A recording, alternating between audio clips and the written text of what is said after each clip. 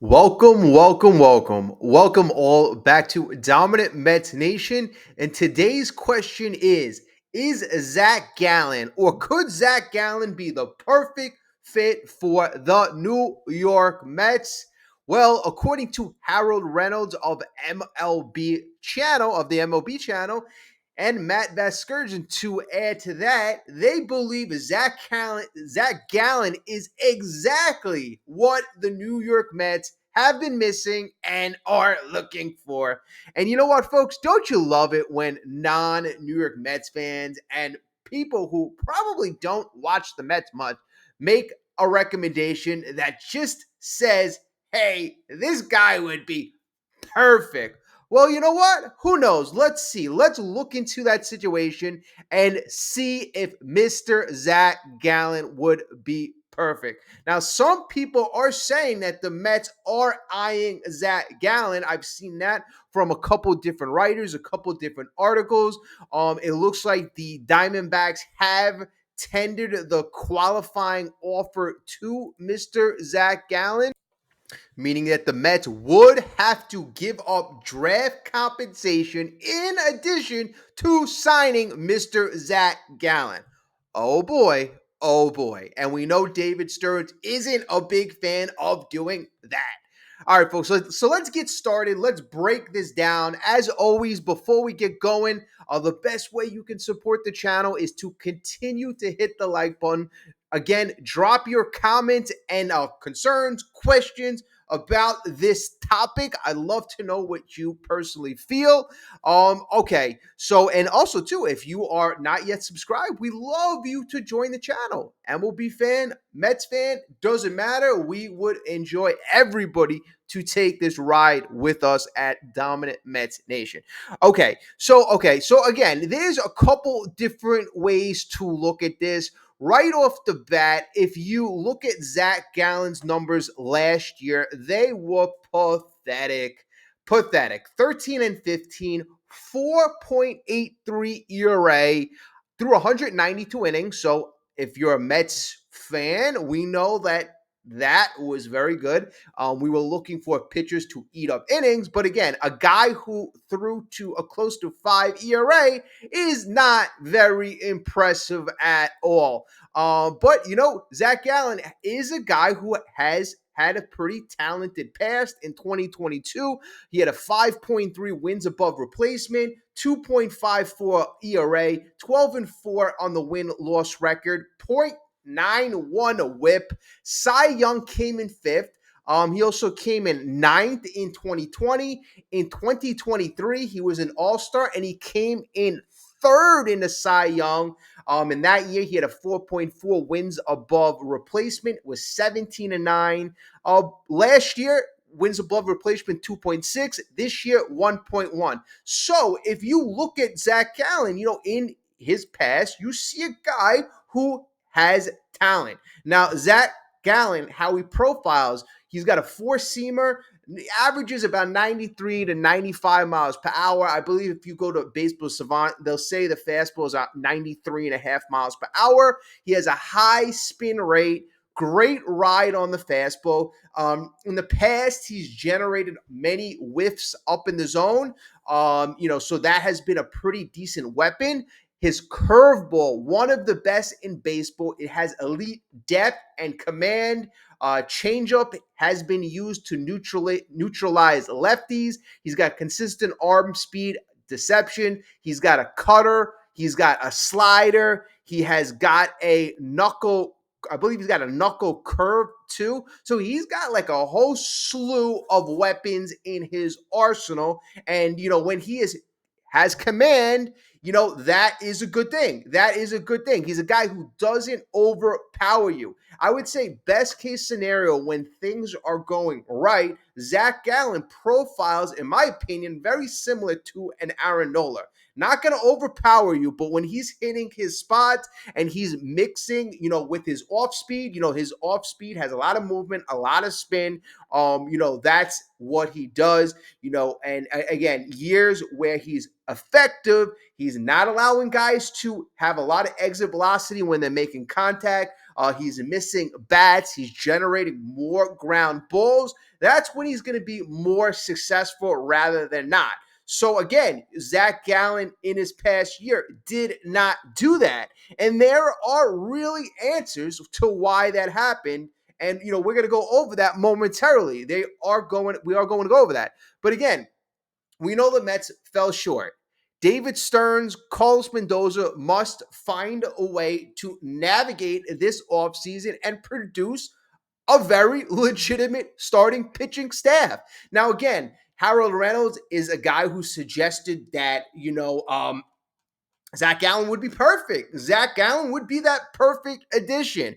Really. In fact, Reynolds said this: get a healthy arm. Calling the Mets and Gallen a natural fit. Does Gallen meet the pitching needs if you're a Mets fan? He's a 30-year-old. He's a New Jersey native, so he's from the New York area. And again, it could be a bit of a homecoming for him. But Zac Gallen really enters this free agency in a really complicated crossroads. As we mentioned in the past, he was a very reliable and efficient starter, but he's coming off of his worst campaign ever. And again, if you're a free agent, this is the worst scenario. Worst scenario. You work so hard, have had some great success in the past. You're 30 years old. And again, you're coming off of your worst year. Oh boy. Okay. Now, his numbers were a stark contrast in the past. Gallen still drew some pretty decent trade interest at the 2025 deadline. The Diamondbacks decided not to trade him away at the time. It's something that was a decision made in the organization, but the fact that there was interest on Gallen at the time really speaks to his value. It speaks to his reputation.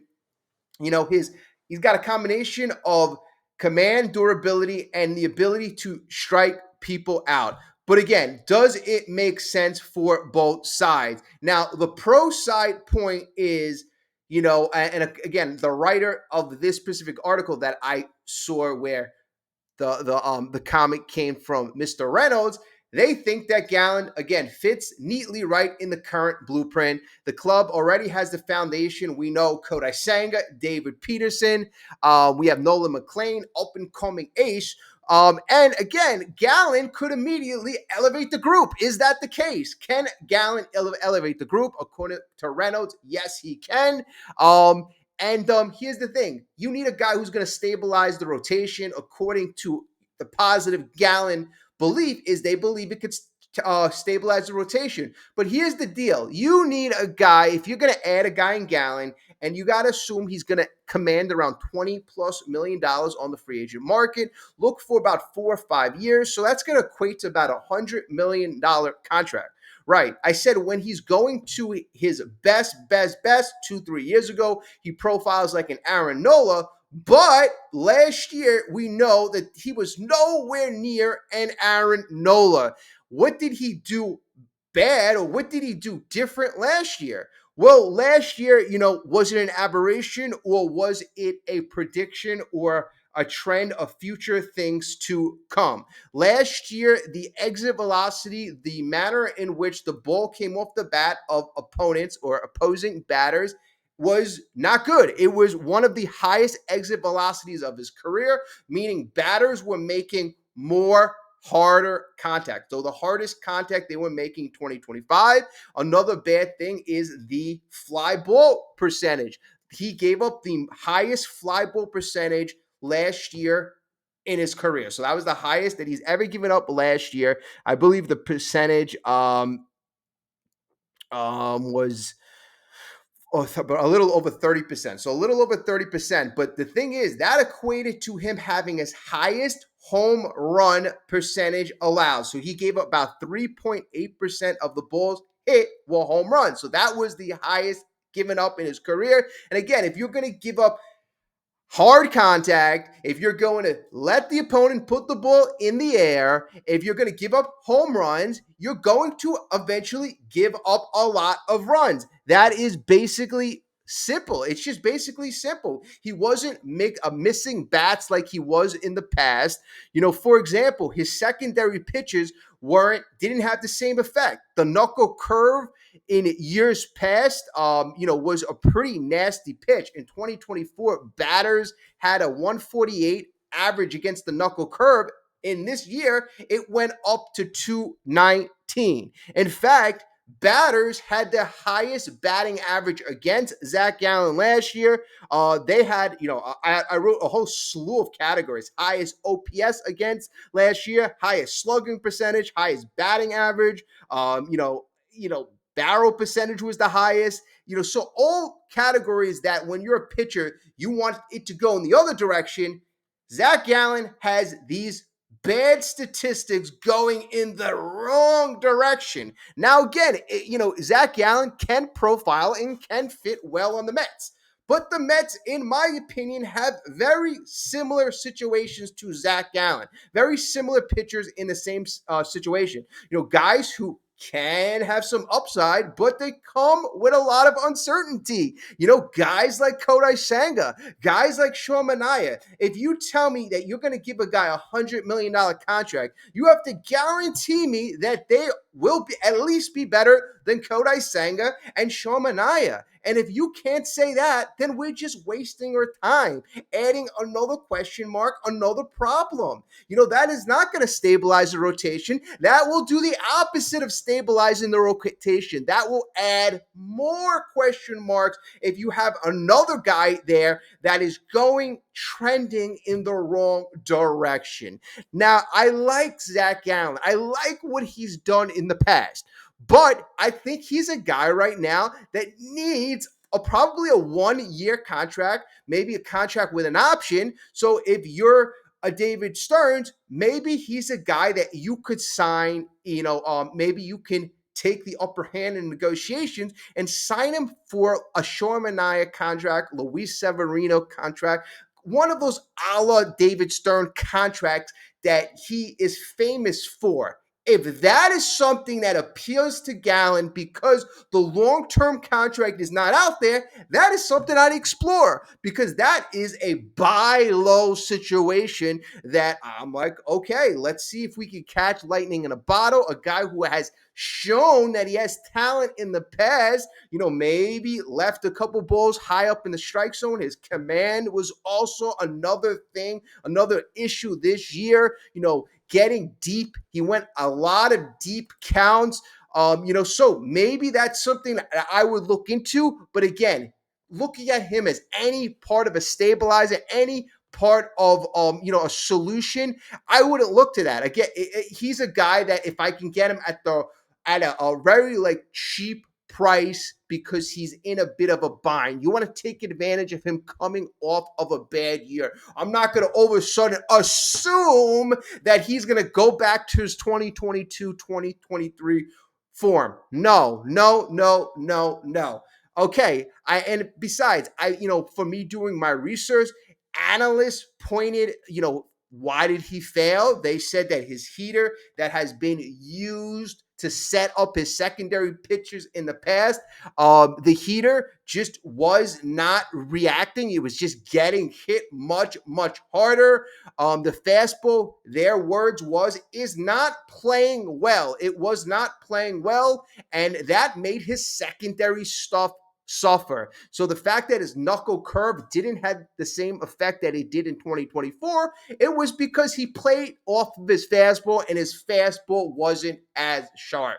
Same thing. And again, home run problem, hard contact. Again, those are not good things. Those are not good things. And that's not going to result in teams rewarding you, especially when you have a draft pick attached.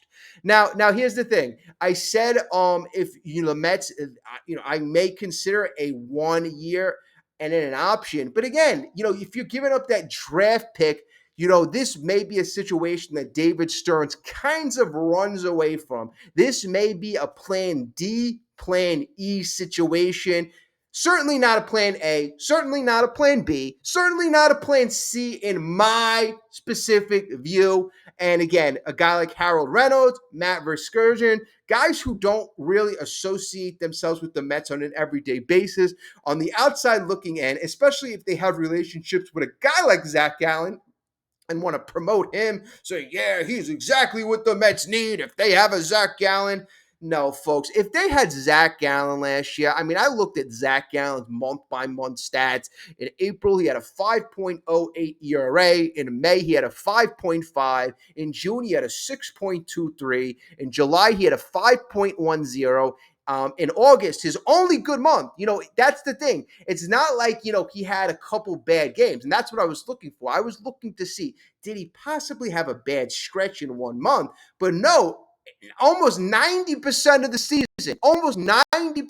season, he was beyond less than subpar.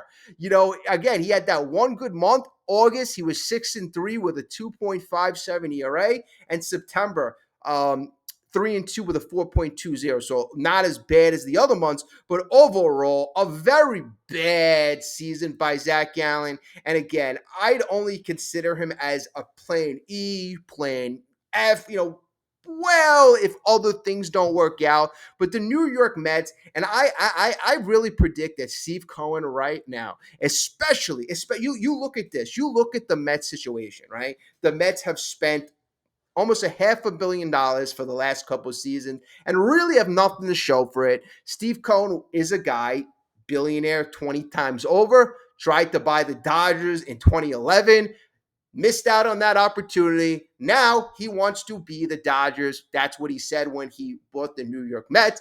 And in that stretch, Mets have won no championships. Dodgers, yes, they won in the COVID year, and they won the last 2 years. So 3 championships in the last 5-6 years. The organization that he wanted us to be, and the organization that we're trying to emulate. That's really got to motivate a guy like Steve Cohen. And, we have the lockout coming next year. I don't know if they're going to lock out. I really hope we're going to talk about this as the season transpires, as it goes on. We're going to follow that very closely because it's a bit frustrating us, a lot of fans, MLB fans who put their hard-earned money into this sport, time, effort, passion. It's going to stink if a bunch of billionaires and millionaires fight over the bottom line. It doesn't sit well with me. And again, that's for a future date. But again, why I mention that is because I got to believe a guy like Steve Cohen is going to look at this offseason differently. He's going to look at this offseason also elevate. It's important because of what happened last year. Now, not all things are bad with the Mets organization. In fact, yes, we failed. Yes, we cleaned house with a lot of coaches.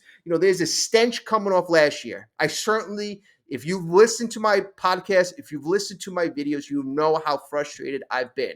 But saying that, I am still extremely optimistic and positive about this upcoming season. The farm system, elite, folks, elite. When was the last time you could say that the Mets had an elite, deep farm system? When? And not just by one, random publication, I'm not going to say Bleacher Report's a random publication, but it's not MLB.com. It's not all the, Baseball America. It's not guys who cover, prospects on an everyday basis. But those organizations have the Mets team, some number one, ESPN number one, some in the top 5. Everybody has the Mets in the top 10. So everybody has the Mets as a top farm system for the first time in a very long time. And the Mets, you've seen it. Last year, the Mets have produced, Nolan McLean. That looks like a guy who is going to make a difference. So that being said, Zac Gallen, is that a guy, knowing that the Mets have been drafting very well and building, getting talent? Do I want to give up a prospect for him, number one? Somebody that maybe I can get that can be the next Nolan McLean, or somebody can be an asset or a chip that I can get another player that's better than Zac Gallen? Do I want to give up that chip now for Zac Gallen? In addition to that, then I have to either give him, a contract, a prove it contract, or I have to give him a whole lot of money. That means the market was well, and and I don't think that's ever going to happen. But again, that just really kind of shows me Zac Gallen is not the perfect fit. He's not the stabilizer. He's not clearly better than Sean Manaea. He's not clearly better than Kodai Senga. He's not clearly, in my opinion, better than a David Peterson. He's not clearly better than Nolan McLean. So how the hell does he stabilize this rotation if he's not better than most of the rotation?